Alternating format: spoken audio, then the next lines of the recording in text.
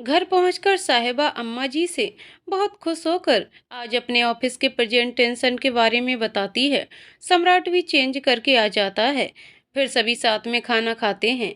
Dining table पर साहिबा सम्राट से कहती है कि अगर उसे ऐतराज ना हो तो अब वह रोज कॉलेज के बाद ऑफिस आना चाहती है, ताकि वह अधिक से अधिक बिजनेस के बारे में जानकारी जान सके। सम्राट को भी उसकी बात सही लगती है, तो वह भी सर हिलाकर अपनी हामी भर देता है। अब रोजी साहिबा कॉलेज के बाद सम्राट के ऑफिस पहुंच जाती है। एक दिन सम्राट अपने ऑफिस के एक एम्प्लॉय से किसी प्रोजेक्ट पर बात करता है। तभी लंच हो जाता है। सम्राट अपने ऑफिस के एम्प्लॉय को साथ में लंच करने को कहता है, तो वह मना कर देता है और कहता है कि सर, मेरी वाइफ मेरे लिए रोज अपने हाथों से खाना बनाकर भेजती है। अगर मैंने अपना लंच बॉक्स खत्म नहीं किया तो वह मुझसे बहुत नाराज हो जाएगी। अरे वाह, आप तो बहुत खुशकिस्मत हैं। आपकी वाइफ अपने हाथों से आपके लिए खाना बनाती है। सबकी किस्मत में ऐसी पत्नियां नहीं होती। सम्राट ये बात अपने केबिन में बैठी हुई साहिबा को देखकर कहता है। सम्राट की बात सुनकर साहिबा सोचने लगती है और मन ही मन फैसला लेती है कि अब वह भी कुकिंग सीखेगी और अपने हाथों से खाना बनाकर सम्राट को खिलाएगी। ऐसा सोचकर साहिबा मन ही मन मुस्कुराने लगती है। घर पहुंचकर साहिबा अम्मा जी से कहती है कि आज वह अपने हाथों से सम्राट को कॉफी बनाकर पिलाएगी। साहिबा की बात सुनकर अम्मा जी खुश हो जाती हैं और उसे कॉफी बनाना सिखाती हैं। कॉफी बनाकर साहिबा सम्राट के पास आती है और उसे कॉफी देती है। कॉफी देखकर सम्राट बहुत खुश हो जाता है और साहिबा से कहता है, thank you so much princess, मुझे इस समय इसकी बहुत जरूरत थी। सम्राट की बात सुनकर साहिबा मुस्कुरा देती है और वहीं किनारे खड़ी हो जाती है। पहले तो सम्राट ध्यान नहीं देता, लेकिन जब काफी देर तक साहिबा वहां खड़ी रहती है, तब सम्राट उससे पूछता है, कोई बात है क्या? शायद आप कुछ कहना चाहती हो। सम्राट की बात सुनकर साहिबा हाँ में गर्दन हिला देती है और कहती है, आप प्लीज कॉफी पीकर बताइए कैसी बनी है। साहिबा की बात सुनकर पहले एक पल के लिए सम्राट सोचने लगता है, फिर मुस्कुराकर कॉफी का कप उठाते ही पीने लगता है। कॉफी पीने के बाद मुस्कुराता है और साहिबा से कहता है, आज कॉफी किसने बनाई है? साहिबा एक्साइटेड होकर कहती है, मैंने बनाई है। कैसी बनी है? सम्राट मुस्कुराता है और कहता है कि बहुत अच्छी बनी है, बिल्कुल आपकी जैसी। साहिबा ये सुनकर खुश हो जाती है और किचन में आकर देखती है कि कॉफी के पेन में थोड़ी सी कॉफी बच गई है। वह सोचती है कि मैं भी अपने हाथ की कॉफी पीकर देखूं कैसी बनी है। साहिबा जब कॉफी पीती है तो उसका पूरा मुंह कड़वा हो जाता है। वह कॉफी फेंक देती है और आंखों में आंसू लेकर सम्राट के पास जाती है और कहती है, आपने मुझसे झूठ क्यों बोला कि कॉफी अच्छी बनी है, जबकि ये कितनी कड़वी है? कड़वी नहीं तो, इनफैक्ट मुझे तो कुछ ज्यादा ही मीठी लगी, क्योंकि आपके प्यार की मिठास जो घुली हुई है इसमें। साहिबा रोते हुए, आई एम सॉरी सम्राट, मेरी वजह से आपको इतनी गंदी कॉफी पीनी पड़ी। सम्राट आगे बढ़कर साहिबा के आंसू पोंछता है और उसे गले लगा लेता है और कहता है, प्रिंसेस, आपने मेरे लिए इतनी मेहनत की, मेरे लिए यही बहुत है। और वैसे भी आपको इतना सब करने की क्या जरूरत है? घर में इतने सारे सर्वेंट किस लिए हैं? वैसे कॉफी तो क्या, मैं तो आपके हाथों से जहर भी खा लूं। सम्राट की बात सुनकर साहिबा उसके मुंह पर हाथ रखकर गुस्से से उसे देखती है। सम्राट को साहिबा की इस अदा पर बहुत प्यार आता है। वह साहिबा का हाथ चूम लेता है। साहिबा झटके से अपना हाथ छुड़ा लेती है और कहती है, सम्राट, माँ पापा तो मुझे पहले ही छोड़कर जा चुके हैं। बस अब एक आप ही हैं जो मेरी जिंदगी हैं।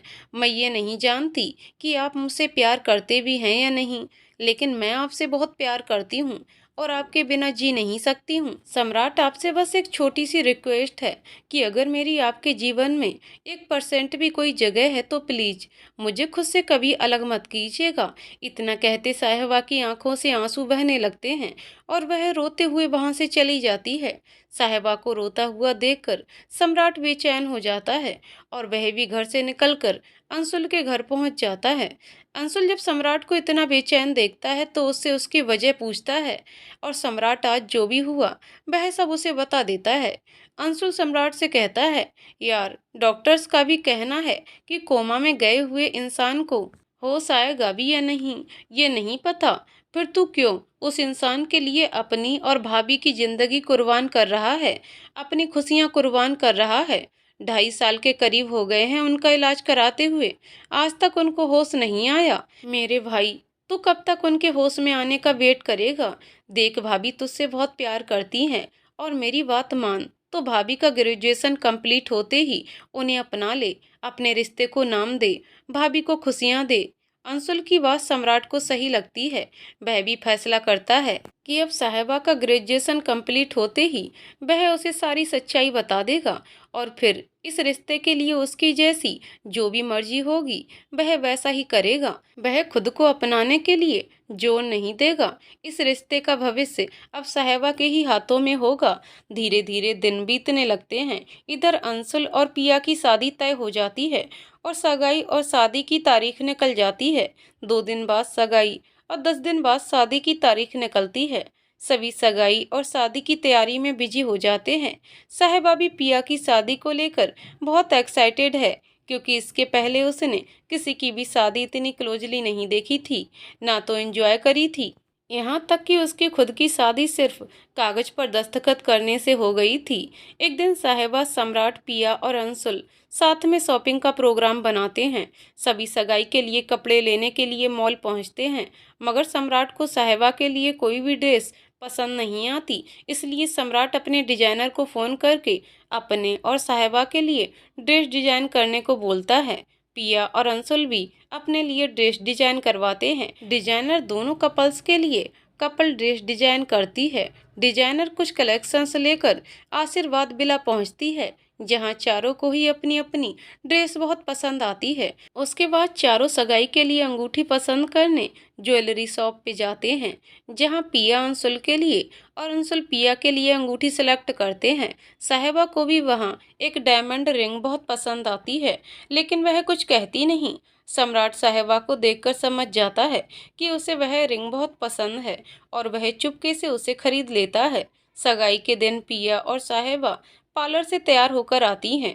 इधर सम्राट भी अंशुल को तैयार करता है। दोनों की आंखें बेचैनी से पिया और साहिबा को ढूंढती रहती हैं। सगाई का फंक्शन एक बड़े 5 स्टार होटल में रखा गया है। काफी धूमधाम से तैयारियां की गई हैं। तभी पिया साहिबा के साथ आती है। गुलाबी कलर के लहंगे में पिया बहुत ही खूबसूरत लग रही है और अंशुल तो उसे देखता ही रह जाता है। अंशुल भी गुलाबी रंग की शेरवानी में बहुत ही हैंडसम लग रहा है। दोनों एक दूसरे को कॉम्प्लीमेंट दे रहे हैं। तभी अंशुल आगे बढ़कर पिया का हाथ पकड़कर उसे स्टेज तक लाता है। सम्राट और साहिबा ने भी आज ब्लैक कलर की ड्रेस पहनी है। जहां सम्राट ने ब्लैक सूट पहना है, वहीं साहिबा ने ब्लैक कलर की गाउन पहनी है और बालों को खुला छोड़कर सर पर एक छोटा सा क्राउन लगाया है। सही मायने में आज वह सचमुच प्रिंसेस लग रही है। तभी स्टेज पर अंशुल और पिया एक दूसरे को अंगूठी पहनाते हैं और उनकी सगाई की खुशी में सभी तालियां बजाते हैं। जहां आज साहिबा का पूरा ध्यान अंशुल के एंगेजमेंट में है, वहीं सम्राट का पूरा ध्यान सिर्फ और सिर्फ अपनी प्रिंसेस को निहारने में लगा है, क्योंकि आज उनके प्रिंसेस कुछ ज़्यादा ही खूबसूरत लग रही हैं। सगाई का फंक्शन खत्म होने के बाद सभी घर आ जाते हैं। साहिबा घर आकर कपड़े बदलकर बालकनी में खड़ी चांद को निहारती रहती है। सम्राट जब उसे ऐसे खड़ा देखता है तो उसके पास आता है और पूछता है, क्या बात है प्रिंसेस, आप बहुत उदास लग रही हैं। नहीं, कुछ नहीं। आज तक मैंने सिर्फ फिल्मों में ही सगाई होते हुए देखा था, लेकिन आज जब पिया की एंगेजमेंट देखी तो बहुत अच्छा लगा। दोनों साथ में कितने अच्छे लग रहे थे ना। और पिया की एंगेजमेंट रिंग भी कितनी खूबसूरत है ना। साहिबा की बात सुनकर सम्राट साहिबा को बाहों में भर लेता है और कहता है, प्रिंसेस, मैं आपके लिए कुछ लाया था। साहिबा सरप्राइज होकर सम्राट को देखती है। सम्राट अपनी पॉकेट से एक खूबसूरत सा बॉक्स निकालकर साहिबा के आगे रख देता है। जब वह बॉक्स को खोलकर देखती है तो उसमें वही रिंग रहती है जो साहिबा ने ज्वेलरी शॉप में देखी थी। साहिबा बहुत खुश हो जाती है और अपना हाथ सम्राट के आगे बढ़ा देती है। सम्राट भी खुश होकर वह रिंग साहिबा को पहना देता है। रिंग पहनकर साहिबा बहुत खुश हो जाती है और खुद को सम्राट की बाहों में छुपा लेती है। काफी देर तक दोनों ऐसे ही खड़े रहते हैं। फिर साहिबा सम्राट से कहती है, पिया कितनी लकी है ना, अंशुल उसे इतना प्यार करता है और उसकी शादी भी सभी रीति रिवाजों के साथ हो रही है। हमारी शादी ऐसे क्यों नहीं हुई? आप मुझसे इतना प्यार क्यों नहीं करते हो? साहिबा की बात सुनकर सम्राट खामोश हो जाता है और बात बदलते हुए कहता है, प्रिंसेस, बहुत रात हो गई है, अब आपको सोना चाहिए। कल सुबह से पिया की शादी की तैयारियां शुरू होंगी, हमें भी बहुत काम है। धीरे धीरे शादी का दिन भी करीब आ जाता है। आज पिया की हल्दी है। सभी ने पीले रंग की ड्रेस पहनी है। जहाँ पिया ने पीले रंग का लहंगा पहना है, वहीं साहिबा ने पीले और सफ़ेद रंग पर खूबसूरत सी सिल्की साड़ी पहनी है। फूलों के गहने में दोनों ही बहुत खूबसूरत लग रही हैं। इधर अंशुल और सम्राट ने भी पीले रंग का कुर्ता पहना हुआ है। अंशुल और पिया को साथ में आंगन में बिठाया जाता है। अंशुल को पहले हल्दी लगाई जाती है। अंशुल की हल्दी हो जाने के बाद अंशुल की लगाई हुई हल्दी पिया को लगाई जाती है। साहिबा ये सब बड़े ही चाव से देखती है।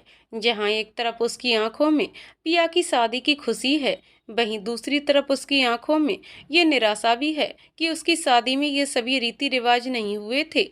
सम्राट जब साहिबा को ऐसे उदास देखता है, तब वह अपने हाथों में हल्दी का कटोरा लेकर होटल की छत पर जाता है और साहिबा को फोन करके बुलाता है। साहिबा जब छत पर आती है, तब सम्राट उसके आगे हल्दी का कटोरा कर देता है। साहिबा आश्चर्य से सम्राट को देखती है और पूछती है, ये क्या है?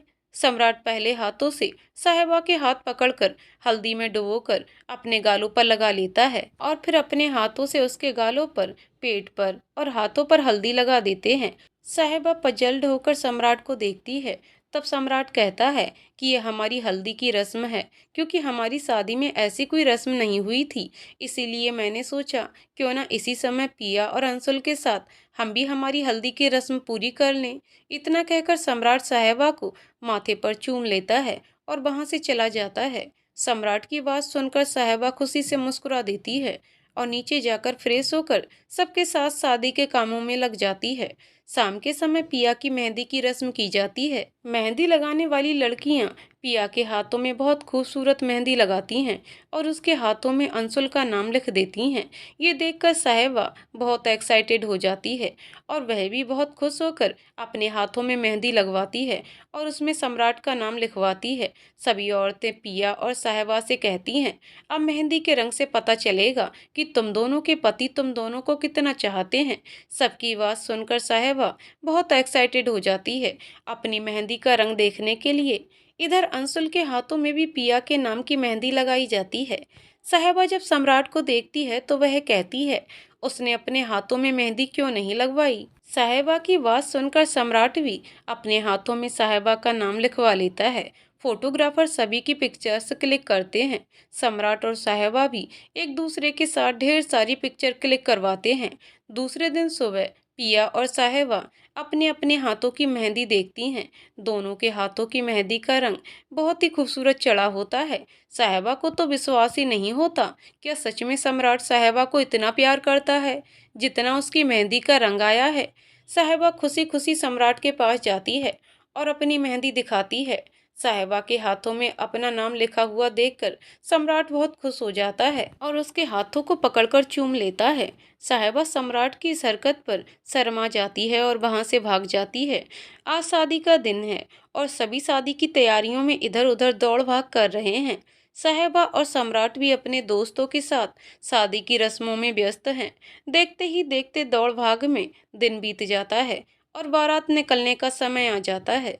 साहिबा अंशुल को पगड़ी पहनाती है और आरती उतारती है। अंशुल की बारात निकल पड़ती है। नाचते गाते बहुत धूमधाम से बारात पिया के घर तक पहुंचती है। सम्राट और साहिबा पहले ही पिया के घर बारातियों का स्वागत करने पहुंच जाते हैं। सम्राट अंशुल को घोड़ी से गोद में उठाकर स्टेज तक ले आता है। अंशुल बहुत ही बेताबी से पिया का इंतजार कर रहा है। तभी पिया लाल रंग के जोड़े में साहिबा के साथ आती है। अंशुल हाथ आगे बढ़ाकर पिया का हाथ थाम लेता है और उसे स्टेज तक बुलाता है। हंसी खुशी जमाल की रस्म पूरी होती है। अब दूल्हा दुल्हन को मंडप में ले जाया जाता है और मंत्रोच्चारण के साथ कन्यादान, फेरे, सिंदूर दान की रस्म पूरी होती है। नम आंखों से पिया की विदाई की जाती है और पिया अंशुल के साथ अपने जीवन के नए सफर की ओर अग्रसर होती है। अंशुल के घर पहुंचकर पिया का गृह प्रवेश करवाया जाता है और कुछ छोटी मोटी रस्मों के बाद रात में पिया को अंशुल के कमरे में भेज दिया जाता है। दूसरे ही दिन अंशुल और पिया अपने हनीमून पर चले जाते हैं। इधर साहेबा और सम्राट वापस अपने ऑफिस के कामों में लग जाते हैं। कुछ दिन बाद पिया जब हनीमून से लौट कर आती है और वहाँ के किस्से साहेबा को सुनाती है, तो साहेबा पिया के लिए तो बहुत खुश होती है, लेकिन खुद के बारे में सोचकर थोड़ी उदास हो जाती है। मगर ये बात वह सम्राट के सामने जाहिर नहीं होने देती। देखते ही देखते साहेबा की पढ़ाई भी कंप्लीट हो जाती है और अब धीरे धीरे साहेबा बहुत अच्छी कुकिंग भी करने लगती है। इसीलिए अब सम्राट चाहता है कि साहेबा को साहेबा क्रिएशंस की सारी जिम्मेदारियां दे दी जाएं। सम्राट वकील से कहकर सारे पेपर्स कंप्लीट करवाता है। अब सम्राट साहेबा से अपने दिल की बात कह देना चाहता है और उसे अपने रिश्ते की सारी सच्चाई भी बता देना चाहता है। इसलिए सम्राट एक बहुत खूबसूरत सा आइलैंड खरीदता है और साहेबा को लेकर उस आइलैंड पर वेकेशंस के लिए चला जाता है। उस खूबसूरत से आइलैंड को देखकर साहेबा बहुत खुश हो जाती है। एक हफ्ते की स्टेट में दोनों खूब मस्ती करते हैं। सर्फिंग, वाटर ड्राइविंग, बोटिंग, साहेबा को वहाँ बहुत अच्छा लगता है। दूर दूर तक नीला समंदर, हरे हरे पेड़, साहेबा को तो वहाँ से लौटने का दिल ही नहीं करता। अपने ट्रिप के अंतिम दिन सम्राट साहेबा के लिए एक सरप्राइज प्लान करता है। वह कॉटेज को बहुत सुंदर तरीके से सजाता है और सारी दीवारों पर अपनी और साहेबा की बहुत ढेर सारी तस्वीरों को लगाता है, जो उसने शादी से लेकर आज तक साहेबा की क्लिक की थी। कुछ तस्वीरों में वह और साहेबा दोनों थे और कुछ में सिर्फ साहेबा। कुछ तस्वीरें तो ऐसी थीं जिसके बारे में साहेबा को पता ही नहीं था। चारों तरफ रेड हार्ट से बैलून जमीन में बिखरे हुए पड़े हैं और खूबसूरत कैंडल्स की धीमी रोशनी वातावरण को और भी खूबसूरत बना रही है। उस पर समुद्र की लहरों का शोर म्यूजिक का काम कर रही हैं।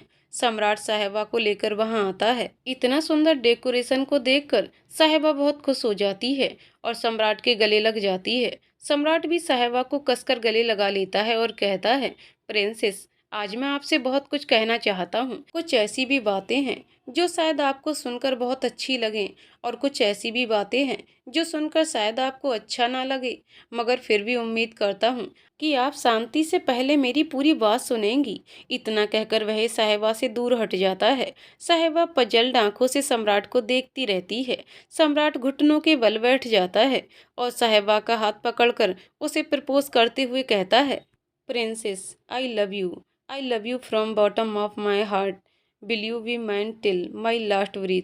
सम्राट की बात सुनकर साहेबा खुशी से झूम जाती है और हाँ कहते हुए सम्राट को उठाकर उसके गले लग जाती है। सम्राट भी साहेबा के नरम आलिंगन को अपने अंदर तक बसा लेना चाहता है।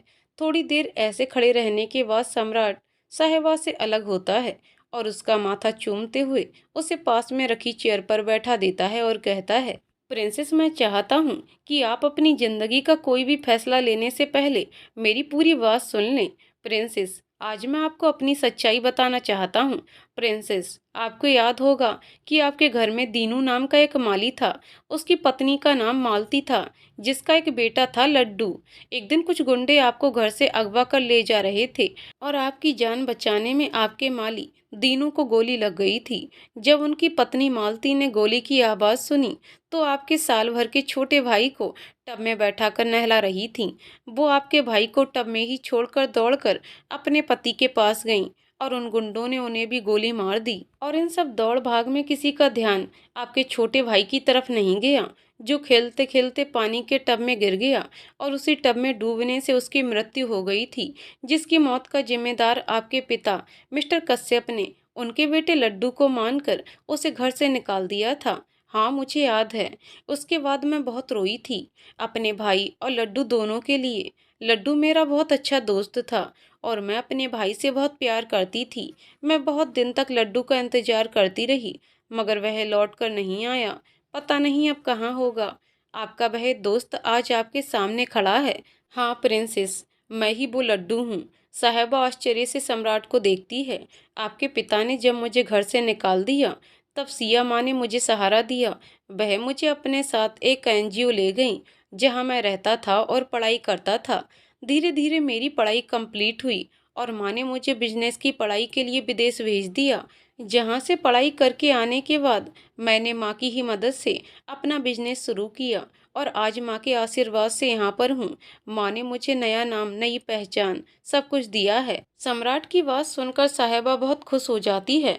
उसे विश्वास ही नहीं होता कि सम्राट ही लड्डू है। फिर तुम कभी घर हमसे मिलने क्यों नहीं आए? तुम्हें मेरी याद नहीं आई? ऐसी बात नहीं है प्रिंसेस, लेकिन मालिक मुझसे बहुत नाराज थे।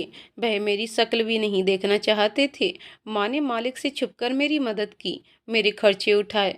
मालिक मुझे कभी पसंद नहीं करते थे, इसीलिए जब आपकी जन्मदिन की पार्टी में माँ ने मुझे बुलाया तो मैं मालिक से दूर दूर ही रहा कि कहीं मालिक ने मुझे पहचान लिया तो वह बहुत नाराज हो जाएंगे। मैं नहीं चाहता था कि मेरी वजह से माँ को कोई दिक्कत हो। अब सम्राट आगे कहता है, प्रिंसेस, मैंने आपसे एक और बात छिपाई है।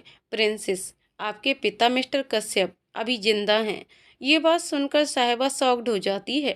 सम्राट आगे कहता है, आपकी जन्मदिन की पार्टी के बाद माँ मुझसे मिली थी और उन्होंने अपने और मालिक की जान के खतरे के बारे में मुझे बताया था और ये भी कहा था कि अगर उन्हें कुछ हो जाए तो मैं आपका पूरा ध्यान रखूं। मैंने अपनी तरफ से उनकी सुरक्षा के लिए लोग लगवा दिए थे, मगर पता नहीं कैसे फिर भी माँ और मालिक का एक्सीडेंट हो गया। एक्सीडेंट में माँ तुरंत ही हम सबको छोड़कर चली गई, मगर मालिक की सांसें चल रही थीं और मुझे डर था कि अगर सबको पता चल गया कि मालिक जिंदा हैं तो उनके ऊपर दोबारा अटैक हो सकता है। इसीलिए मैंने ये बात सबसे छुपाई और मालिक को छुपाकर ऑस्ट्रेलिया भेज दिया उनके इलाज के लिए। इस समय मालिक कोमा में हैं। आपकी जान बचाने के लिए मैंने माँ की वसीयत में भी थोड़ा सा बदलाव किया। एक्चुअली आपकी जायदाद की वजह से ही माँ और मालिक की जान को खतरा था और उनके मरने के बाद सारी जायदाद आपके नाम थी। इसलिए मैंने आपके वकील से मिलकर माँ की वसीयत में फेरबदल करवाया और उसमें आपसे शादी करने की बात ऐड करवा दी, ताकि शादी के बाद आपकी प्रॉपर्टी मेरे नाम हो जाए। जो भी जान का खतरा हो वह मेरे ऊपर आ जाए, आपको कोई भी नुकसान ना पहुंचा पाए। वकील साहब ने भी मेरी बात को समझा और उन्होंने माँ की वसीयत के झूठे कागज बनाए, जिसमें ये लिखा था कि अगर आपने मुझसे शादी नहीं की तो आपकी सारी प्रॉपर्टी ट्रस्ट में चली जाएगी। इसीलिए वकील साहब ने हम दोनों से उसी समय कागज पर दस्तखत करवाए। प्रिंसेस, हमारी शादी आपकी माँ की मर्जी से नहीं, बल्कि आपकी सुरक्षा को ध्यान में रखते हुए मेरी मर्जी से हुई है, क्योंकि शादी में आपकी और आपके माँ बाप किसी की भी मर्जी शामिल नहीं थी। इसीलिए आज तक मैं आपसे दूर अपनी मर्यादा में रहा। मैंने अपने रिश्ते को कभी नाम देने की कोशिश नहीं की, मगर अब जब आपकी पढ़ाई पूरी हो चुकी है, आप खुद में अपनी सुरक्षा करने के लिए सक्षम हो चुकी हैं, तो अब मैं आपको आपकी सारी प्रॉपर्टी वापस करता हूँ। इतना कहने के बाद ही सम्राट अपनी पॉकेट से सारी प्रॉपर्टी के पेपर्स निकालकर साहिबा के हाथ में रख देता है और साहिबा से कहता है, प्रिंसेस, ये सारी प्रॉपर्टी के पेपर्स हैं जो मैंने आपके नाम ट्रांसफ़र करवा दिया है। अब रही हमारी शादी की बात, तो इस बात का फैसला मैं आपके ऊपर छोड़ता हूँ कि आप हमारी शादी को आगे बढ़ाना चाहती हैं, इस रिश्ते को नाम देना चाहती हैं, या हमारी शादी को यहीं ख़त्म कर देना चाहती हैं।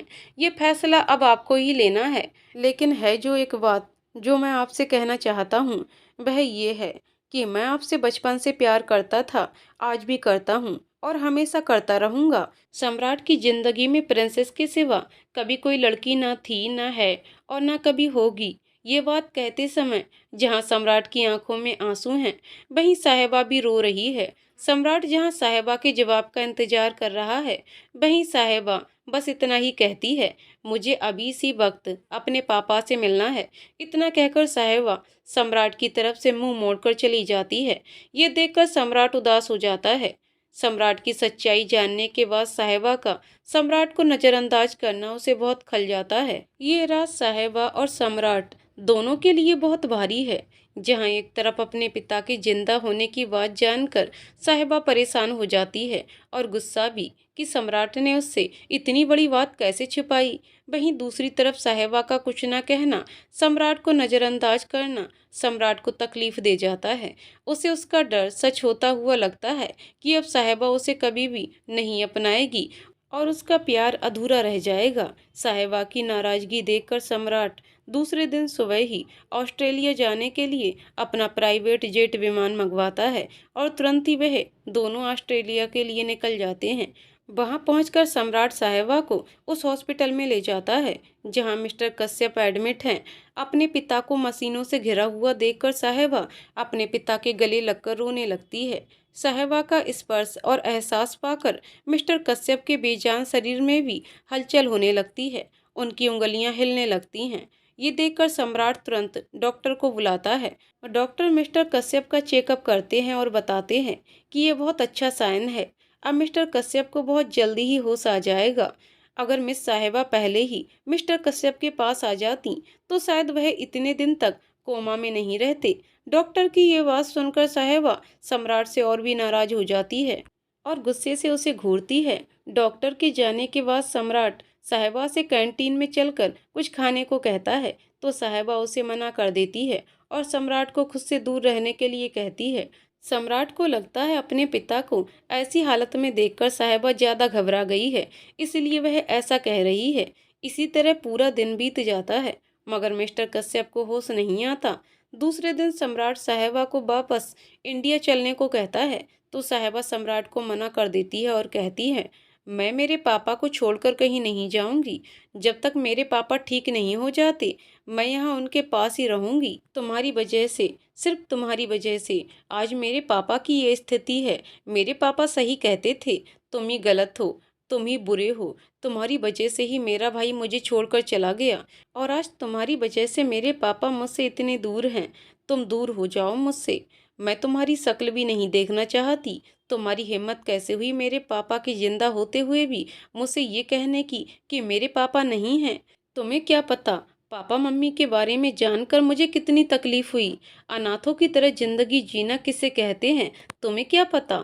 मैं तुमसे नफरत करती हूँ सम्राट, बहुत नफरत करती हूँ। तुम चले जाओ, तुम चले जाओ मेरी जिंदगी से। मैं आज के बाद तुम्हारा चेहरा नहीं देखना चाहती। तुम मेरी जिंदगी की सबसे बड़ी गलती हो। I hate you. हाँ, पापा सही कहते थे। आई हेट यू सम्राट। हो सके तो दोबारा मुझे अपनी शक्ल मत दिखाना। जाओ यहाँ से। आज मेरे पापा की जो भी हालत है उसकी जिम्मेदार सिर्फ तुम हो, सिर्फ तुम। अगर तुम मुझे पहले ही बता देते तो मेरे पापा कब का ठीक हो जाते। वह इतने साल कोमा में नहीं रहते। मैं तुम्हें कभी माफ नहीं करूंगी सम्राट, कभी नहीं। सम्राट के गिरेबान को पकड़कर साहिबा रोते हुए सारी बातें कह जाती है। सभी बातें सुनकर सम्राट की आंखों से आंसू का कतरा लुढ़क कर उसके गालों पर आ जाता है। फिर भी खुद को संयमित करके सम्राट कहता है, प्रिंसेस, यहाँ आपकी जान को खतरा है। आप प्लीज इंडिया चलिए। आप शायद भूल रहे हैं मिस्टर सम्राट कि मुझे सेल्फ डिफेंस आपने ही सिखाया है। मैं मेरा खुद का ख्याल रख सकती हूँ। बच्ची नहीं हूँ मैं कि आपकी बातों में आ जाऊंगी। बस बहुत हुआ। मेरे बचपने का बहुत फायदा उठा लिया आपने, अब और नहीं। मैं मेरा और मेरे पापा का ध्यान रख सकती हूँ हाथ जोड़ते हुए। और आपने मेरे लिए जो भी किया उसके लिए आपका बहुत बहुत शुक्रिया। उम्मीद करती हूँ अब दोबारा आपसे कभी मुलाकात नहीं होगी। उससे इतना कहते हुए साहिबा अपने पिता के रूम में चली जाती है और उनका हाथ पकड़कर रो देती है। इधर सम्राट भी साहिबा की बात सुनकर बहुत विचलित हो जाता है और अपने आदमियों को साहिबा और मिस्टर कश्यप की सुरक्षा के लिए लगाकर वह इंडिया लौट आता है। सम्राट के लिए ये पल बहुत मुश्किल हैं। साहिबा की बात उसे अंदर तक चुभ जाती है। उसकी जीने तक की इच्छा खत्म हो जाती है। इंडिया लौटकर वह सीधे अपने फार्म हाउस आता है। कभी भी शराब ना पीने वाला सम्राट भी उस दिन खूब शराब पीता है, लेकिन शराब उसके दर्द को कम करने की जगह और बढ़ा देती है। साहिबा की बेरुखी उसे अंदर तक तोड़ देती है। अंशुल को जब पता चलता है कि सम्राट वापस आ गया है और सीधे फार्म हाउस गया है तो ये सुनकर अंशुल घबरा जाता है। वह समझ जाता है कि कुछ तो गलत हुआ है, नहीं तो सम्राट इस तरह फार्म हाउस नहीं जाता। वह सम्राट के पास जाता है और उसे शराब पीता देखकर परेशान हो जाता है। अंशुल उसके हाथों से बोतल छीनते हुए कहता है, क्या कर रहा है तू?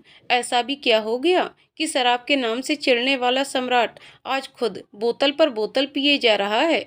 अंशुल की बात सुनकर सम्राट अंशुल को गले लगा लेता है और छोटे बच्चों की तरह फूट फूट कर रोने लगता है और कहता है कि मैं उससे बहुत प्यार करता हूँ यार, और उसके बिना नहीं जी सकता। जब जिंदगी में मेरा प्यार ही नहीं तो मैं जीकर क्या करूँगा? मैं मर जाऊंगा। सम्राट की ऐसी स्थिति देखकर अंशुल बहुत घबरा जाता है, क्योंकि सम्राट को इस तरह रोते हुए आज तक किसी ने भी नहीं देखा था। थोड़ी देर बाद खुद को संयमित करके सम्राट उसकी और साहिबा के बीच हुई सारी बातों को अंशुल को बता देता है। सम्राट की बात सुनकर अंशुल भी निशब्द हो जाता है।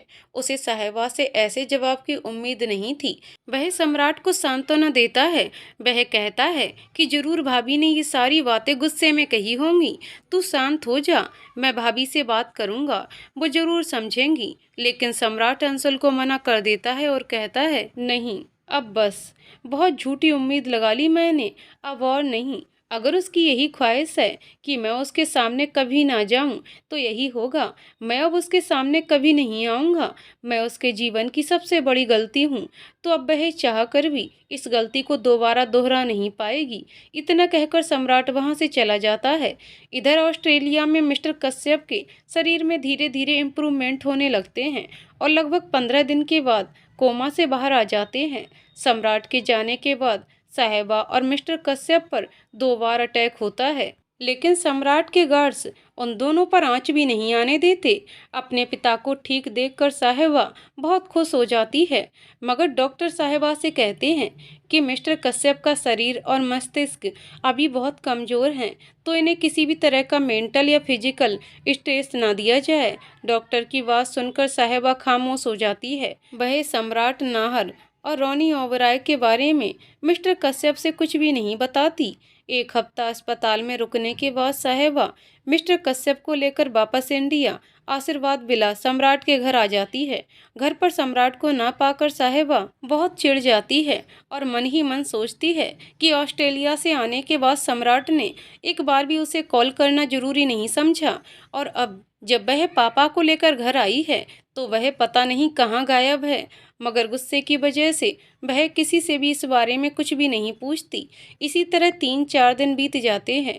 अब साहिबा को सम्राट की चिंता होने लगती है। तब वह अम्मा जी से सम्राट के बारे में पूछती है तो पता चलता है कि वह ऑस्ट्रेलिया से आने के बाद घर आया ही नहीं। ये सुनकर साहिबा परेशान हो जाती है। वह ऑफिस में फ़ोन लगाती है तो पता चलता है कि सम्राट ऑफिस भी नहीं आया। फिर अंशुल को फ़ोन लगाती है, मगर अंशुल उसका फ़ोन अटेंड नहीं करता। दूसरे ही दिन सम्राट के वकील साहब आशीर्वाद विला आते हैं और साहिबा के हाथों में कुछ लीगल पेपर थमाते हुए कहते हैं, मिस कश्यप, मिस्टर सम्राट ने आशीर्वाद विला, उनका फार्म हाउस और एक आइलैंड जो उन्होंने आपके नाम से खरीदा था, वह आपके नाम कर दिया है। इंडिया की सभी कंपनियों के 50% शेयर भी आपके नाम कर दिए हैं। ये डिवोर्स पेपर हैं जिस पर मिस्टर सम्राट ने साइन कर दिए हैं। इतना कहकर वकील साहब चले जाते हैं और साहिबा कागजों को पकड़े शॉक्ड होकर वकील साहब को जाते हुए देखती रह जाती है। उसे कुछ समझ नहीं आता कि अचानक से ये क्या हो गया। साहिबा प्रॉपर्टी और डिवोर्स के पेपर्स देखकर परेशान हो जाती है और साहिबा की आंखों से आंसू बहने लगते हैं। उसे समझ में नहीं आता कि आखिर सम्राट ने ये पेपर्स क्यों भेजे हैं। ऐसा भी क्या हो गया कि सम्राट ने उसे डिवोर्स पेपर्स भेजे हैं। पेपर्स को देखने के बाद साहिबा सम्राट को फ़ोन लगाने की कोशिश करती है, मगर नंबर नहीं लगता। साहिबा परेशान हो जाती है। वो अंशुल को भी फ़ोन लगाती है, मगर अंशुल भी उसका फ़ोन अटेंड नहीं करता। वह पिया को भी फ़ोन लगाती है, मगर वह भी फ़ोन का जवाब नहीं देती और थोड़ी देर बाद साहिबा को ब्लॉक कर देती है। इधर मिस्टर कश्यप की तबीयत भी शिफ्ट करने की वजह से कुछ गड़बड़ हो जाती है, इसीलिए वह चाहकर भी सम्राट के बारे में कुछ भी जानकारी नहीं कर पाती है। इसी वजह से महीने भर बीत जाते हैं, मगर सम्राट की कोई भी खबर नहीं आती। इस विषम परिस्थितियों में जहां एक तरफ साहिबा को साहिबा क्रिएशन की जिम्मेदारी निभानी पड़ती है, वहीं दूसरी तरफ घर और मिस्टर कश्यप की साहिबा को सम्राट की बहुत याद आती है कि किस तरह से सम्राट ने उससे शादी करके सभी जिम्मेदारियों को इतनी सरलता पूर्वक निभाया था, उसे पता भी नहीं लगने दिया। अब साहिबा को सम्राट से दूरी बुरी लगने लगती है। साहिबा के बार बार फ़ोन करने पर भी अंशुल का फ़ोन ना अटेंड करना साहिबा को बहुत बुरा लगता है और एक दिन गुस्से से वह अंशुल के ऑफिस पहुंच जाती है। वहां भी अंशुल साहिबा से मिलने के लिए मना कर देता है। ये सुनकर साहिबा को बहुत गुस्सा आता है और वह ज़बरदस्ती अंशुल के ऑफिस में पहुंच जाती है। साहिबा, अंशुल ये क्या तरीका है? मैं आपको कॉल पर कॉल कर रही हूँ और आप मेरा कॉल ही नहीं उठा रहे हैं। उधर पिया ने भी मुझे ब्लॉक कर दिया है। सम्राट भी पता नहीं कहाँ चले गए हैं, उनका भी फ़ोन नहीं लग रहा। ये हो क्या रहा है? कहाँ है सम्राट आखिर? अंशुल, भाई को जहाँ होना चाहिए वहाँ हैं। आपको चिंता करने की जरूरत नहीं है, भाई ठीक हैं। साहिबा, मगर वह हैं कहाँ? ना कोई फ़ोन ना कुछ, उल्टे मुझे प्रॉपर्टी और डिवोर्स के पेपर भिजवा दिए। ऐसा भी क्या हो गया? अचानक से उन्होंने मुझे डिवोर्स का पेपर भेज दिया। कल तक तो मुझसे बहुत प्यार करते थे, ऐसा दम भर रहे थे, और आज मैं जिंदा हूँ या नहीं ये जानने की भी जरूरत नहीं है उन्हें। मैं बस इतना जानना चाहती हूँ कि वह हैं कहाँ। मुझे उनसे अभी के अभी मिलना है। अंशुल, क्यों मिलना है? किस हक से मिलना है? क्या लगते हैं भाई आपके? साहिबा, पति हैं वह मेरे, अर्धांगिनी लगती हूँ मैं उनकी, पत्नी हूँ मैं। आपको ये बताना पड़ेगा। अंशुल, बताना मुझे नहीं, आपको खुद को पड़ेगा। भाई ने तो पति के सारे फर्ज निभाए, खुद को पत्नी कहने वाली आप, क्या आपने कभी पत्नी के फर्ज निभाए? अर्धांगिनी का मतलब क्या होता है आपको पता भी है? पहले पता करिए अर्धांगिनी किसको कहते हैं। और वैसे भी आप ही ने तो भाई को बोला कि मेरी जिंदगी से चले जाओ। चले गए भाई, अब क्यों परेशान हो रही हैं? रहिए अपने पापा मिस्टर कश्यप के साथ। इतना कहकर अंशुल ऑफिस से बाहर चला जाता है। अंशुल की बातें साहिबा को अंदर तक चुभ जाती हैं। बहुत परेशान हो जाती है कि अंशुल ने ऐसा क्यों कहा। क्या मैंने कभी पत्नी धर्म का पालन नहीं किया? इसी गुस्से में साहिबा अंशुल के घर पिया से मिलने जाती है। वहां घर पर नौकर साहिबा को बैठने को कहकर पिया के पास जाता है और बताता है कि साहिबा मेम साहब आई हैं। पिया कमरे से बाहर आती है, नौकर को आवाज देकर कहती है, श्यामू, मेम साहब आई हैं, इन्हें अच्छे से चाय नाश्ता कराकर भेजना, मुझे एक पार्टी में जाना है, मैं जा रही हूँ। इतना कहकर पिया जाने लगती है। साहिबा को पिया का व्यवहार भी बहुत रूखा लगता है। वह दौड़ कर आती है और पिया का हाथ पकड़ लेती है और पूछती है, आखिर क्या हुआ है?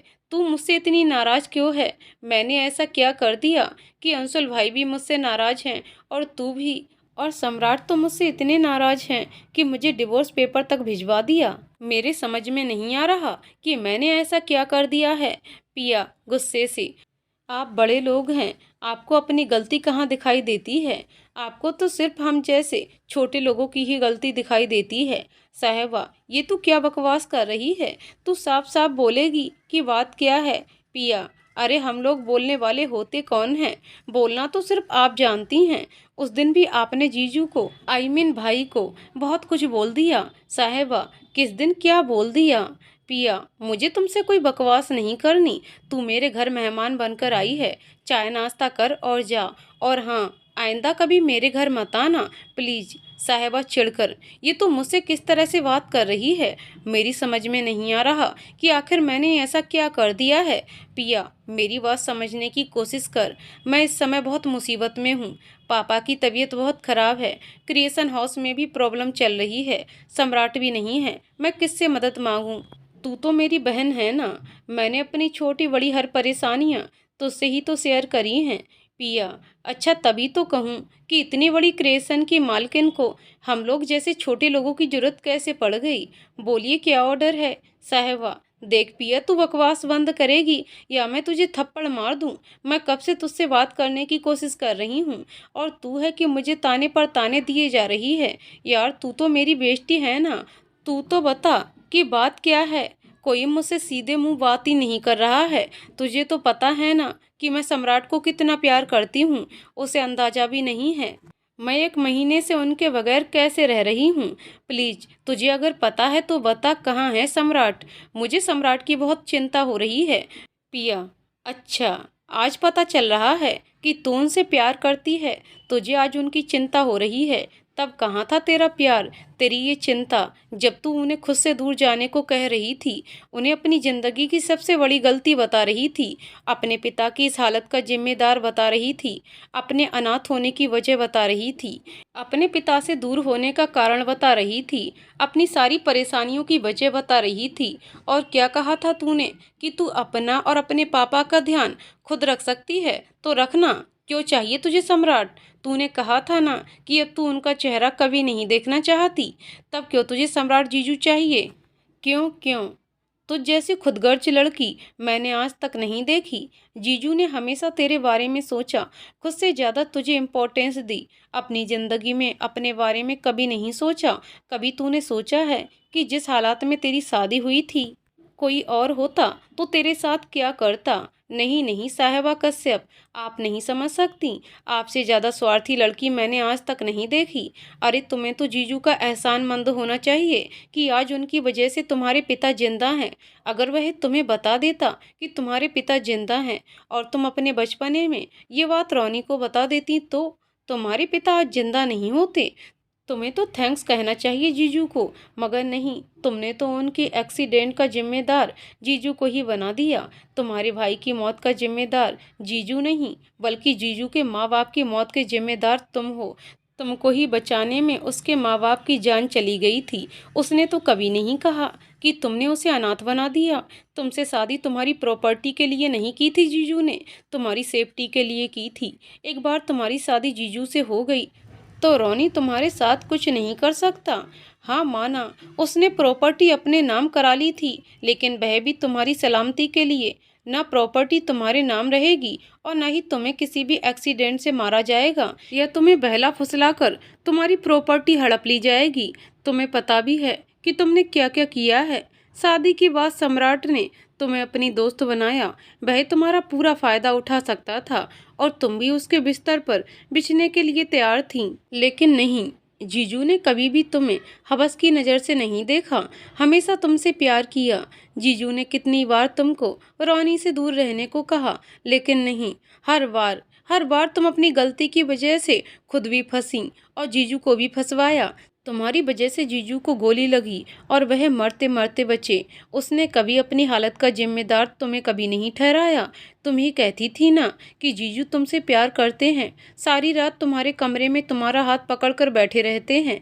चाहता तो वह तुम्हें हासिल भी कर सकता था, लेकिन नहीं, उसने ऐसा कुछ नहीं किया। तुम्हारी प्रॉपर्टी, तुम्हारा घर, सब कुछ कितनी खूबसूरती से उसने सब निभाया, अपनी जिम्मेदारियां निभाई। कोई इतना नहीं कर सकता जितना जीजू ने किया, वो भी बिना स्वार्थ के। तुझे पता है अंशुल ने कितनी बार जीजू से कहा कि वह पुरानी बातों को छोड़े और तुझे अपनी पत्नी के रूप में अपना ले, मगर जीजू अपना रिश्ता झूठ और फरेब की बुनियाद पर नहीं बनाना चाहते थे। तुझे पता है जीजू तुझे बचपन से प्यार करते हैं। अपने बचपन के प्यार को अपने सामने देखकर भी खुद को रोकना कितना मुश्किल होता है, ये तू कभी नहीं समझ सकती। तेरी माँ, हाँ हाँ सिया माँ, खुद चाहती थी कि तेरी शादी सम्राट जीजू से हो, इसीलिए उन्होंने जीजू को फॉरेन पढ़ने भेजा और खुद की कंपनी शुरू करवाई, ताकि कल को जब वह तुम दोनों के रिश्ते की बात तुम्हारे पापा से कहे तो वह मना ना कर सके। मगर नहीं, तू ये सब कभी नहीं समझ सकती, कभी नहीं। और हाँ, एक बात और कहना चाहूँगी, जब अंशुल ने हमारे हनीमून पर जीजू की लव स्टोरी मुझे सुनाई थी, तब मुझे तुझसे जलन होने लगी थी कि तेरी किस्मत कितनी अच्छी है। मगर सच कहूँ तो आज मुझे तुझ पर दया आती है, तरस आता है कि अच्छा हुआ जो मेरी किस्मत तेरे जैसी नहीं है। तूने जीजू पर इल्ज़ाम लगाने से पहले एक बार भी नहीं सोचा। साहिबा, मुझे माफ़ कर दे पिया। तू तो जानती है कि मैं पापा को कितना प्यार करती हूँ। पापा की मौत की खबर सुनकर मैं कितना टूट गई थी। इसलिए जब मुझे पता चला कि पापा जिंदा हैं, मैं अपनी खुशी को छुपा नहीं पाई थी। उस वक्त मुझे लगा कि सम्राट ने ही पापा को जानबूझकर छिपा दिया है और मुझे उनसे दूर कर दिया है। मैं नहीं समझ पाई कि सम्राट ने ये सब मेरी और पापा की सेफ्टी के लिए किया था। तू तो ये भी जानती है ना कि मैं गुस्से में कुछ भी बोल जाती हूँ, बिल्कुल भी सोचती नहीं हूँ। ये उस दिन भी हुआ जब डॉक्टर ने बताया कि मेरी आवाज़ सुनकर पापा की बॉडी में मूवमेंट हुई है। तो मुझे लगा अगर पापा मेरे साथ होते तो शायद वह अब तक बिल्कुल ठीक हो गए होते, मगर सम्राट की वजह से वह आज भी कोमा में हैं। बस गुस्सा और सम्राट की झूठ की वजह से मैं इतना बौखला गई। मुझे इतना गुस्सा आ गया कि मैंने गुस्से में सम्राट को क्या क्या कह दिया। लेकिन इसका ये मतलब तो नहीं ना कि वह मुझे छोड़कर चला जाए। हाँ, माना मैंने उससे कहा था कि मुझे उसकी ज़रूरत नहीं है, लेकिन ये बात तो वह भी जानता है ना कि सम्राट के बिना साहिबा अधूरी है। वह मुझे छोड़कर कैसे जा सकता है? हमेशा कहता है तुम बच्ची हो, तुम्हें अक्ल नहीं है, तो फिर आज मेरी बात कैसे मान ली? पिया, वह क्या बात है? तुमने तो इसमें भी जीजू की ही गलती निकाल दी। साहिबा, नहीं पिया, तू समझ। तू मुझे देख। तू जिस साहिबा को जानती थी, क्या मैं वैसी ही हूँ? नहीं ना। मेरे उठने बैठने बोलने खाने हर चीज़ में सम्राट की झलक है। तुझे नहीं लगता कि अब मैं वो पुरानी वाली साहिबा नहीं रही? अब मैं साहिबा कश्यप नहीं, साहिबा सम्राट सहगल बन चुकी हूँ। आज मैं जो कुछ भी हूँ सब सम्राट की वजह से ही हूँ। घर, ऑफिस, पापा, सब मुझे संभालना सम्राट ने ही सिखाया था। लेकिन मेरा क्या, मुझे भी संभालने वाला कोई होना चाहिए। मैं सम्राट से बहुत ही प्यार करती हूँ। तो तू ही बता, मैं कैसे जी सकती हूँ सम्राट के बिना? हाँ, ये सच है कि मैं पापा को बहुत प्यार करती हूँ, मगर मैं सम्राट के बिना नहीं जी सकती। पिया, नहीं जी सकती। मुझे सांस ही नहीं आती। तू प्लीज मुझ पर एक एहसान कर दे, मुझे बता दे मेरे सम्राट कहाँ हैं। बस एक बार मुझे उनसे मिलवा दे। मैं सच कहती हूँ, कान पकड़कर माफ़ी मांग लूँगी। प्लीज़ पिया, प्लीज़। पिया, देख साहिबा, मैं समझती हूँ, मगर इस समय मुझे भी नहीं मालूम कि जीजू कहाँ हैं, क्योंकि अंशुल भी मुझसे बहुत नाराज हैं। उस दिन जब से जीजू सब कुछ छोड़कर गए हैं, अंशुल मुझसे ढंग से बात भी नहीं करते। अपना ये गुस्सा मैंने तुझ पर निकाल दिया। आई एम सॉरी यार। जीजू के बारे में कुछ भी पूछने पर अंशुल और भी नाराज हो जाते हैं। मुझे सच में नहीं पता वह कहाँ हैं, लेकिन हाँ, मैं कोशिश करूँगी कि किसी तरह अंशुल से जीजू का पता निकाल सकूँ। तब तक तुझे पेशेंस से काम लेना होगा, प्लीज। और हाँ, तुम मुझसे इस तरह मिलने मत आया कर, क्योंकि अंशुल बहुत नाराज हैं। पता चला तो कहीं ऐसा ना हो कि वह मुझे भी खुद से दूर कर दें। तू समझ रही है ना मैं क्या कह रही हूँ? मुझे माफ़ कर दे यार। साहिबा, थैंक यू यार। समझती हूँ तेरी प्रॉब्लम, और मैं नहीं चाहती मेरी वजह से तेरी मैरिड लाइफ खराब हो। मैंने अपनी मैरिड लाइफ तो ऑलमोस्ट ख़त्म कर दी है, लेकिन तेरी मैरिड लाइफ में किसी भी तरह की प्रॉब्लम क्रिएट नहीं करना चाहती। मगर प्लीज़ प्लीज़ प्लीज़ मुझे कैसे भी पता करके बताओ कि वो ठीक है ना और कहाँ हैं। इतना कहकर साहिबा पिया के घर से रोती हुई चली जाती है। घर पहुंचकर वह देखती है नाहर ओबराय उसके पिता मिस्टर साहब कश्यप से मिलने आए हैं। उनकी सेहत के बारे में जानकर भी उन्हें सम्राट और रोनी के बारे में गलत गलत बातें बता रहे हैं। नाहर ओबराय मिस्टर कश्यप को बताते हैं कि आपकी झूठी मौत का खेल रचकर सम्राट ने किस तरह साहिबा से जबरदस्ती शादी कर ली और सारी प्रॉपर्टी अपने नाम करा ली। उसके साथ जबरदस्ती रेप करने की कोशिश की। विरोध करने पर रोनी को झूठे केस में पुलिस से पकड़वा दिया अपने पावर के बल पर। और जब उसने देखा उसकी कोशिशों के बावजूद भी वह साहिबा बेटी को हासिल नहीं कर पा रहा है और बार बार रोनी सम्राट को ऐसा करने से रोक रहा है, तब उसने धोखे से रोनी को गोली से मरवा दिया। इतना कहकर मिस्टर ओबराय नकली आंसू दिखाकर रोने की एक्टिंग करते हैं। अपनी अनुपस्थिति में बेटी के साथ हुए इस अत्याचार के बारे में सुनकर मिस्टर कश्यप का बीपी बहुत बढ़ जाता है और उनकी तबीयत अचानक से खराब होने लगती है। साहिबा दौड़कर मिस्टर कश्यप के पास आती है और अम्मा जी को डॉक्टर को फ़ोन लगाने को कहती है। थोड़ी ही देर में डॉक्टर आ जाते हैं और मिस्टर कश्यप का एग्जामिन करने के बाद बताते हैं कि एक्सीडेंट और कोमा में रहने की वजह से मिस्टर कश्यप का दिल काफ़ी कमज़ोर हो चुका है। किसी भी तरह का स्ट्रेस इनके लिए हार्मफुल हो सकता है, इसलिए इनको किसी भी तरह का स्ट्रेस ना दिया जाए। ये सुनकर साहिबा रोने लगती है और ज़्यादा परेशान हो जाती है, क्योंकि वह तो अपने पापा से अपने और सम्राट के रिश्ते का सच बताना चाहती थी, मगर नाहर ओबराय ने झूठ बोलकर उसके लिए सिचुएशन और भी मुश्किल कर दी है। साहिबा सोचती थी जब सम्राट के बारे में कुछ पता चलेगा और पापा की तबीयत भी कुछ ठीक हो जाएगी, तब मैं पापा से अपने और सम्राट के रिश्ते के बारे में सब सच कह दूंगी। इसी तरह दिन बीतने लगता है। मिस्टर कश्यप की तबीयत का सोचकर साहिबा उनसे अपने और सम्राट के रिश्ते के बारे में कुछ भी नहीं कह पाती। इधर पिया से उसे सम्राट की कोई खोज खबर ही नहीं लग पाती। साहिबा बहुत परेशान रहने लगती है और इसलिए वह अपने आप को पूरी तरह से काम में डुबो देती है। देर रात तक ऑफिस में काम करते रहना और सुबह जल्दी ऑफिस चले जाना, ये साहिबा का रूटीन हो गया था। खाने पीने और खुद के बारे में बिल्कुल भी उसे होश नहीं था। पिता के पास बैठती तो वह हर समय उसे सम्राट को कोसते हुए ही दिखाई देते। मिस्टर कश्यप को अभी तक सम्राट के डिवोर्स पेपर भिजवाने की बात की जानकारी नहीं थी, क्योंकि ये बात साहिबा ने किसी को भी नहीं बताई थी। वह सम्राट को डिवोर्स नहीं देना चाहती थी। देखते ही देखते दिन महीने में और महीने साल में बदलते जा रहे थे। साहिबा की क्रिएशन हाउस बुलंदियों को छूता जा रहा था। सम्राट का पता लगाने के लालच में अब साहिबा सम्राट के ऑफिस भी जाना शुरू कर देती है। हफ्ते में 2 दिन वह सम्राट के ऑफिस जाती है और वहां का काम देखती है, लेकिन उसे वहां पर भी अंशुल से सिर्फ ताने ही सुनने को मिलते हैं। साहिबा की मेहनत की वजह से आज उसका क्रिएशन हाउस सिर्फ इंडिया का ही नहीं बल्कि वर्ल्ड का सबसे बड़ा क्रिएशन हाउस बन चुका है। आपसी मतभेदों के बावजूद साहिबा और अंशुल की मेहनत रंग लाती है और सम्राट की कंपनी भी बुलंदियों पर चढ़ने लगती है। अखबार, न्यूज, सभी जगह साहिबा की सफलता के चर्चे होते हैं और साहिबा को business women of the year के अवार्ड के लिए चुना जाता है। मगर साहिबा किसी तरह के अवार्ड फंक्शन में जाने से मना कर देती है और अपनी जगह अपनी सेक्रेटरी को भेजने का सोचती है।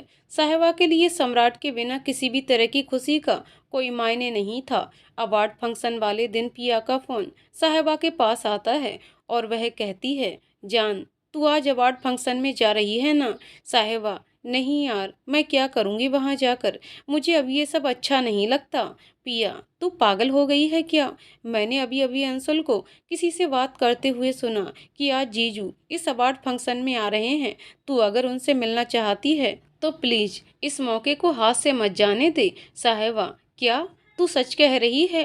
पिया, हाँ यार, अंशुल तो ऐसा ही कुछ फोन पर कह रहे थे, मगर तू जानती है ना, मैं उनसे डायरेक्ट पूछ नहीं सकती। साहिबा, हाँ कोई बात नहीं यार, थैंक यू वेरी मच, तूने मुझे बताया। अब तो मैं अवार्ड फंक्शन में जरूर जाऊंगी। अवार्ड के लिए नहीं, मेरे सम्राट के लिए।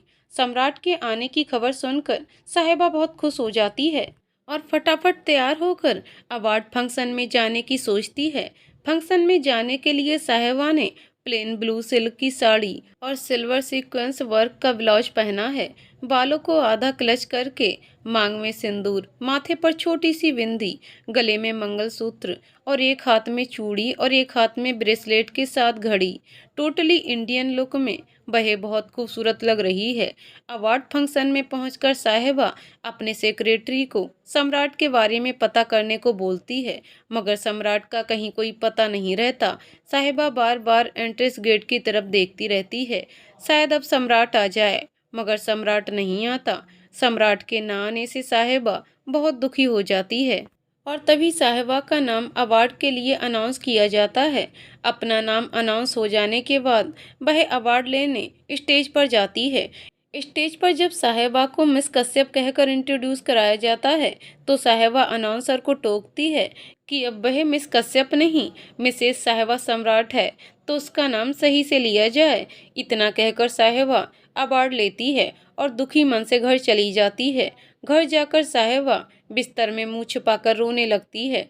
आज कितने दिन के बाद वह बहुत खुश थी कि वह सम्राट से मिलेगी, मगर सम्राट नहीं आए। रोते रोते वह जाकर अपने कमरे की बालकनी में बैठ जाती है और आसमान के उस चांद में अपने सम्राट की छवि ढूंढने लगती है।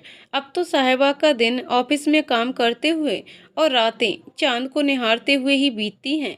साहिबा भी अपने स्तर से सम्राट का पता लगाने की बहुत कोशिश करती है, मगर सम्राट का कुछ भी पता नहीं चलता। उधर नाहर ओबराय मिस्टर कश्यप के कान भर भर कर उन्हें सम्राट के खिलाफ भड़काते रहते हैं। ऐसी परिस्थिति में जहां साहिबा सम्राट का पता नहीं लगा पाती है और न ही अपने पिता से अपने और सम्राट के रिश्ते के बारे में कुछ कह पाती है, साहिबा अपने आप को बेबस महसूस करती है। दिन बीतने लगते हैं। साहिबा करवा चौथ का व्रत और अपनी शादी की सालगिरह सम्राट की यादों और उसकी तस्वीर के साथ मनाती है।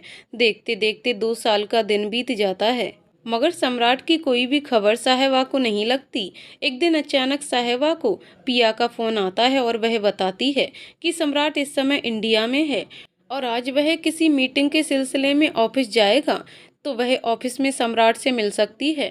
ये सुनकर साहिबा अपनी सारी मीटिंग कैंसिल करती है और सम्राट के ऑफिस पहुंच जाती है।